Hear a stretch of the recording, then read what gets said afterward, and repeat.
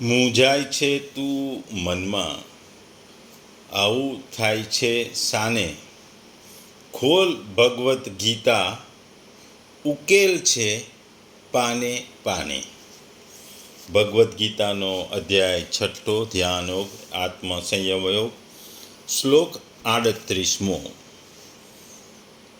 કચ્ચિત ન ઉભય વિભ્રષ્ટ, છિન્ન અભ્રમ ઇવ નશ્યતિ, અપ્રતિષ્ઠ મહાબાહો, વિમૂઢ બ્રહ્મણ પ્રથિ. ગુજરાતીમાં જો આ શ્લોકને કહીએ તો એ મહાબાહુ કૃષ્ણ, શું આધ્યાત્મ પ્રાપ્તિના માર્ગથી ભ્રષ્ટ થયેલો એવો મનુષ્ય આધ્યાત્મિક તથા ભૌતિક બંને સફળતાઓમાંથી પતન પામતો નથી અને છિન્ન ભિન્ન થયેલા વાદળની જેમ નષ્ટ થતો નથી, જેને પરિણામે તેના માટે કોઈ લોકમાં કોઈ સ્થાન હોતું નથી. બીજા શબ્દોમાં ગુજરાતીમાં આ શ્લોકને કહીએ તો, હે મહાબાહો, શું એ ભગવત પ્રાપ્તિના માર્ગમાં મોહ પામેલો અને આશ્રય વિનાનો માણસ છિન્ન ભિન્ન થયેલા વાદળની પેઠે બે બાજુથી ભ્રષ્ટ થઈને નાશતો નથી પામતો? આ 6 અધ્યાય ધ્યાન યોગ આત્મસંયમ યોગ જે કહેવામાં આવ્યું છે, એમાં જે ભગવાને ધ્યાન યોગની સિદ્ધિઓ, ધ્યાન કેવી રીતે કરવું એ વાતો જે આગળ જણાવી, અને પરમાત્માની પ્રાપ્તિ, ભગવત પ્રાપ્તિ કેવી રીતે થાય, પૂર્ણતા કેવી રીતે મળે, જ્યારે ભગવાને એ વાત કહી ત્યારે છેલ્લા 2 શ્લોકમાં અર્જુન ભગવાનને પ્રશ્ન પૂછી રહ્યો છે. અર્જુનના મનમાં જે દ્વિધાઓ હતી એ દ્વિધાઓ અહીં એને વાચા આપી છે. આગલા શ્લોકમાં એણે ભગવાનને પૂછ્યું હતું કે ભગવત પ્રાપ્તિમાં જે પૂર્ણતા ન પ્રાપ્ત કરે, કે જેનું મન વિચલિત થઈ ગયું હોય, એ કઈ ગતિને પામે, મૃત્યુ પછી શું પામે, જે અર્ધવચ્ચેથી જેણે છોડી દીધું છે ધ્યાન યોગ, એને બધું મનમાં થયેલા પ્રશ્નોને અહીં વધુ વાચા આપે છે ને અહીં એ પૂછે છે કે મહાબાહુ, સંસારના આશ્રય વિનાનો અને ભગવત પ્રાપ્તિના માર્ગમાં મોહ પામેલો, આ પ્રમાણે બંને બાજુથી ભ્રષ્ટ થયેલો સાધક શું છિન્ન ભિન્ન થયેલા વાદળની પેઠે નાશતો પામતો નથી? સામાન્ય રીતે 2 માર્ગ લોકોના જે જીવનમાં આવે છે, એક ભૌતિક સુખનું માર્ગ ને એક આધ્યાત્મિક સુખનું માર્ગ. આધ્યાત્મિક સુખની ધ્યાન યુગમાં મુખ્ય વાત છે, જ્યારે ભૌતિક સુખની વાત છે જે સંસારમાં રહીને સંસારની મોહ માયાથી જે સુખ પ્રાપ્ત થાય છે, જે ઈચ્છાઓ મહેચ્છાઓ હોય છે, જે પૂર્ણ પ્રાપ્ત થાય છે, એ ભૌતિક છે. અને આ ભૌતિક સુખનો સંપૂર્ણ ત્યાગ એટલે આધ્યાત્મિક સુખ છે. ઘણા લોકો ભૌતિક સુખની ઈચ્છા રાખતા હોય છે અને પછી થોડું સુખો મેળવ્યા પછી એકદમ આધ્યાત્મિક તરફ વળે છે. ત્યાં પાછું તેમનું મન વિચલિત થઈ પાછા ભૌતિક સુખો તરફ જાય છે. એટલે એ બેમાંથી એક પણ સુખની પૂર્ણતા પ્રાપ્ત કરતા નથી ભૌતિક સુખની પ્રાપ્ત થતી કે નહીં આધ્યાત્મિકની. એટલે આપણે ત્યાં કહેવામાં આવ્યું છે, ન માયા મિલી ન મિલા રામ. એટલે જેની દશા છે ને માયાએ ના મળે ને રામે ના મળે. ગુજરાતીમાં આપણે કહે છે કે બાવાના 2 બગડ્યા. ગુજરાતીમાં બીજી એક કહેવાય છે, ધોબીનો કૂતરો ન ઘરનો ન ઘાટનો. એટલે 2 બાજુ એને રહી. એટલે ભગવાનને અર્જુન અહીં પ્રશ્ન પૂછે છે. અહીં કહે છે કે તે સાંસારિક પ્રતિષ્ઠાથી તો જાણે વંચિત રહ્યો છે, અર્થાત તેણે સંસારના સુખ દુઃખ, આરામ, આદર સત્કાર, યશ, કીર્તિ, પ્રતિષ્ઠા વગેરેની કામના છોડી દીધી છે. તેમને પ્રાપ્ત કરવાનો તેનો ઉદ્દેશ તો નથી રહ્યો. આ રીતે સંસારનો આશ્રય છોડી તે પરમાત્માની પ્રાપ્તિના માર્ગ ઉપર ચાલ્યો છે, પરંતુ જીવિત અવસ્થામાં પરમાત્માની પ્રાપ્તિ ન થઈ અને અંત સમયમાં સાધનથી વિચલિત થઈ જાય, અર્થાત પરમાત્માની સ્મૃતિ ન રહી.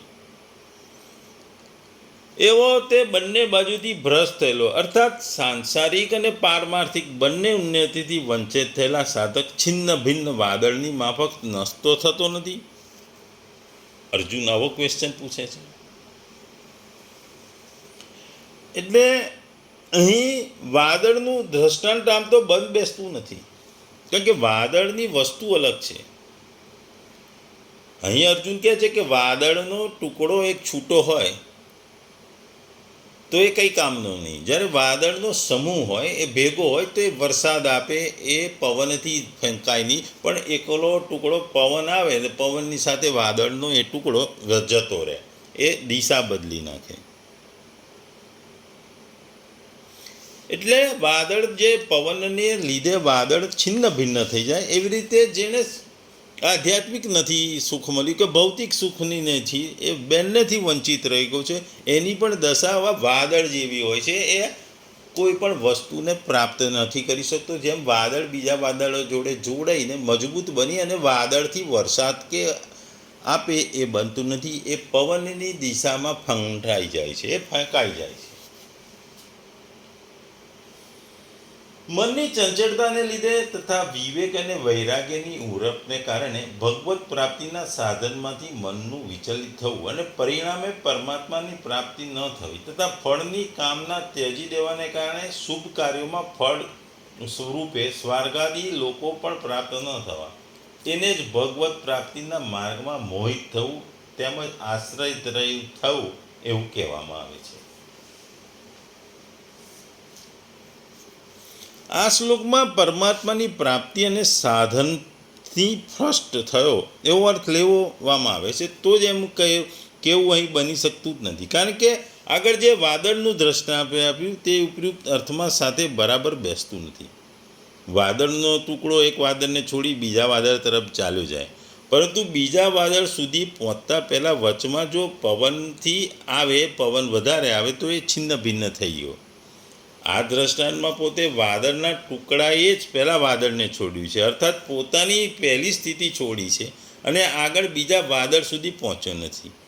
ત્યારે તે ઉભયભ્રષ્ટ છે. પરંતુ સાધકને તો હજુ પરમાત્માની પ્રાપ્તિ થઈ જ નથી, પછી તે પરમાત્માની પ્રાપ્તિથી ભ્રષ્ટ થવું કેવી રીતે કહેવાય? બીજી વાત કે સાધ્યની પ્રાપ્તિ થતાં સાધક સાધ્યથી કદી ચ્યુત થઈ શકતો નથી, અર્થાત કોઈપણ પરિસ્થિતિમાં સાધ્યથી અલગ નથી થઈ શકતો કે તેને છોડી શકતો નથી. આથી તેને સાધ્યથી થવું કહેવું બનતું નથી. અંત સમયમાં સ્થિતિ ન રહેવાથી, પરમાત્માની સ્મૃતિ ન રહેવાથી તેની સાધના ભ્રષ્ટ તો કહી શકે છે, પરંતુ ઉભય ભ્રષ્ટ નથી કહી શકતા. અહીં વાદળના દ્રષ્ટાંત અનુસાર તે ઉભય ભ્રષ્ટ લેવું યુક્તિસંગત લાગે છે. જેણે સંસારના આશ્રયને જાણીને જ પોતાના તરફથી છોડી દીધું અને પરમાત્માની પ્રાપ્તિ માટે ચાલ્યો, પરંતુ અંત સમયમાં કોઈપણ કારણથી પરમાત્માની યાદ નહીં, સાધનાથી વિચલિત મનવાળો થઈ ગયો. આ રીતે સંસાર અને સાધના બંનેમાં તેની સ્થિતિ ન રહેવાથી તે ઉભય ભ્રષ્ટ થઈ ગયો. અર્જુને 37મા શ્લોકમાં પણ યોગાચલિત માનસ કહ્યું ને 38મા શ્લોકમાં અપ્રતિષ્ઠ વિમૂઢ બ્રહ્મણ પથી અથવા જિન્ન ભ્રમીવ કહ્યું છે. એનું તાત્પર્ય એ છે કે જેણે સંસાર છોડી દીધો છે, પરમાત્માની પ્રાપ્તિના સાધનથી વિચલિત થઈ ગયો, મોહિત થઈ ગયો છે. ટૂંકમાં આ શ્લોકમાં અર્જુન ભગવાનને ક્વેશ્ચન પૂછે છે. સાધના કરતો સંસાર છોડીને સાધનામાં આવે છે, પણ સાધના કરતાં કરતાં અંત સમયે એની સાધના પૂરી થતી નથી, ફરીથી એ ચલિત થઈ જાય છે. એ મોહથી એ ભૌતિક સંસાર તરફ જાય અથવા એ પોતાના ધ્યાનથી દૂર ખસી જાય છે. ધ્યાન યોગને યાદ નથી કરી શકતો, એ પરમાત્માને યાદ નથી કરતો, એટલે એને ભગવત પ્રાપ્તિ કે મોક્ષ પ્રાપ્તિ કે પરમાત્માની પ્રાપ્તિ થતી નથી. એની કમ્પેરિઝન અહીં ભગવાન અર્જુને વાદળ જોડે કરી છે કે જે વાદળ બીજા વાદળ તરફ જાય એ દરમિયાન પવન જો એને ખેંચી લે છે તો એ છિન્ન ભિન્ન થઈ જાય છે. એવી રીતે નહીં ભૌતિક સુખનું કે નહીં આધ્યાત્મિક સુખની, બેમાંથી એકે સુખની એને ટોટલ પ્રાપ્તિ થતી નથી. એવો માણસ અહીંથી ત્યાં રખડ્યા કરે છે, અહીંથી ત્યાં ભટકાયા કરે છે, ઘડીએમાં આધ્યાત્મિક તરફ આકર્ષાય છે, ઘડીએ ભૌતિક તરફ આકર્ષાય છે. નથી એ પરમાત્માની પ્રાપ્તિ કરી શકતો, નથી એ ભૌતિક સુખોને સંપૂર્ણ પ્રાપ્ત કરી શકતો.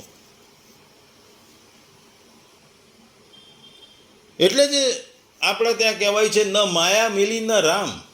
માયા ના મળી ને રામે ના મળે. માયાનો મોહથી માયા તરફ વળ્યો, પણ છેવટે પછી એને એવું લાગ્યું કે આના કરતાં રામ સારા છે, એટલે રામ તરફ વળે છે. પણ રામ સુધી પહોંચવાના માર્ગ કઠિન હોવાથી એ અધવચ્ચે છોડી દે છે. એટલે આપણા શાસ્ત્રોમાં કહે છે, ન માયા મિલી ન રામ, બાવાના બેવ બગડ્યા. એટલે નથી મોક્ષ મળતો, નથી સ્વર્ગ મળતું, નથી ભગવત પ્રાપ્તિ થતી, નથી પરમાત્માની પ્રાપ્તિ થતી, નથી શાંતિની પ્રાપ્તિ થતી. કેમ કે મનની ચંચળતા એ ભૌતિક સુખો તરફ તો આકર્ષાયેલી હોય છે. ભૌતિક સુખો માટે એની ઈચ્છાઓ હોય છે, અને એ ઈચ્છાઓ પૂરી કરવા એ પ્રયત્નો કરતો હોય છે. પણ અચાનક અને મન બદલાય છે. એને એવું થાય છે કે ભૌતિક સુખ કરતાં આધ્યાત્મિક સુખ વધુ સારું છે, એટલે મારે આધ્યાત્મિક સુખ તરફ વળવું જોઈએ. એટલે આધ્યાત્મિક સુખ માટે તે યોગની સાધના કરે, કર્મયોગ કરે, ધ્યાન યોગ કરે, ભક્તિ યોગ કરે, કષ્ટાંગ યોગ કરે, કોઈ પણ દ્વારા એ પ્રાપ્તિ માટે પ્રયત્નો કરે. પણ એ પૂર્ણતા તરફ પહોંચે. આ યોગની પૂર્ણતા થાય, યોગ પૂર્ણ થાય એ પહેલાં એનું મન ભ્રમિત થાય છે, એ મન ચલિત થઈ જાય છે, એ રસ્તાથી ભટકી જાય છે. એ રસ્તાથી ભટકી જાય છે, એટલે પરમાત્માની પ્રાપ્તિ થતી નથી. એને ભગવત પ્રાપ્તિ નથી થતી, એને મોક્ષ નથી મળતું, નથી સ્વર્ગ મળતું, કોઈ પણ જગ્યાએ કશું મળતું નથી, નહીં ભૌતિક મળતું કે નહીં આધ્યાત્મિક. એટલે એ આપણે ગુજરાતીના કહેવો છે કે એના બેવ બગડ્યા, બાવાના બેવ બગડ્યા. કે બેવ બાજુ પ્રયત્ન કર્યો ને બેવ વસ્તુમાં એને સફળતા ન મળી. એને આધ્યાત્મિકમાં સફળતા નહીં ભૌતિકમાં સફળતા. એટલા માટે આપણે ગુજરાતીમાં કે ધોબીનો કૂતરો ના ઘરનો ના ઘાટનો, જે વાર્તા આપણા કેટલાય વર્ષોથી પ્રચલિત છે કે ધોબીનો કૂતરો ના ઘરનો રહ્યો કે ના ઘાટનો. એ વાર્તામાં એ જ છે કે કૂતરો ચોકી કરવા રાખ્યો હતો, ઘરની ચોકી કરવા રાખ્યો તો એમાં એ નિષ્ફળ જાય છે. એટલે ધોબીને કપડાં લઈ જવા માટે કંઈ ઘાટ ઉપર કામમાં નથી આવતો, નહીં ઘરની ચોકીમાં કામમાં આવતો, એટલે એને કાઢી મૂકે છે. એટલા માટે જ અહીં કહેવાય કે ન ધોબીનો પુત્ર ન ઘરનો ન ઘાટનો. એવી સ્થિતિ અહીં અર્જુન વર્ણવી રહ્યો છે ને એને ઉદાહરણ એને વાદળ સાથે આપી દીધું છે કે વાદળ એક છૂટું પડી જાય, વાદળ એક છૂટું પડી જાય, એક વાદળથી બીજા વાદળમાં જાય, એ પવન એને ખેંચી લે, પણ આમે છૂટા વાદળની કોઈ કિંમત નથી.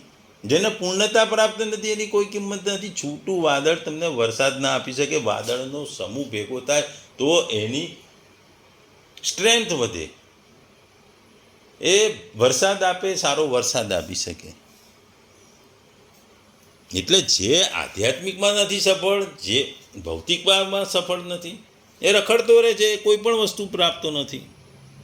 એટલે મૂળ અર્જુનના પ્રશ્નનો આશય છે કે સાક્ષાત પરમાત્માનો અંશ હોવાથી જીવનો અભાવ તો કદી થઈ શકતો નથી. જો તેની અંદર સંસારનો ઉદ્દેશ હોત અને સંસારનો આશ્રય હોત તો આ સ્વર્ગ વગેરે લોકોમાં અથવા નરકોમાં તથા પશુ પક્ષી વગેરે આસુ યોનિઓમાં ચાલ્યો જાત, પરંતુ રહેત તો સંસારમાં જ. તેણે સંસારનો આશ્રય છોડી દીધો છે, એનો ઉદ્દેશ કેવળ પરમાત્મા પ્રાપ્તિનો થઈ ગયો છે. પરંતુ અંતકાળ સુધી પરમાત્માની પ્રાપ્તિ ન થઈ, અને અંતકાળમાં કોઈ કારણવશ તે ઉદ્દેશ અનુસાર સાધનામાં સ્થિત પણ ન રહી શક્યો, સાધના કરી ન શક્યો, પરમાત્માનું ચિંતન પણ ન રહ્યું, તેથી તે ભ્રષ્ટ થઈ ગયો. એટલે એ ભ્રષ્ટ થઈ ગયો એટલે કોઈ પણ વસ્તુને પામી ન શકે. આજે જોઈએ કે 100 દોડની સ્પર્ધા હોય, કોઈક 100 મીટર, 200 મીટર, 300 મીટર, 500 મીટર જાય, દરેક સ્પર્ધા હોય. જો બધી સ્પર્ધામાં ભાગ લેવા જાય તો કોઈ પણ સ્પર્ધામાં વિજય ના મળે, કારણ કે એક જ વસ્તુ પર કોન્સન્ટ્રેશન કરો તો સફળતા મળે. ટૂંકમાં ભ્રમના માર્ગમાં મૂઢ બનેલો હે મહાભવ, બંને માર્ગમાંથી ચલિત થઈને તૂટી પડેલા વાદળની માફક આધારહીન બનીને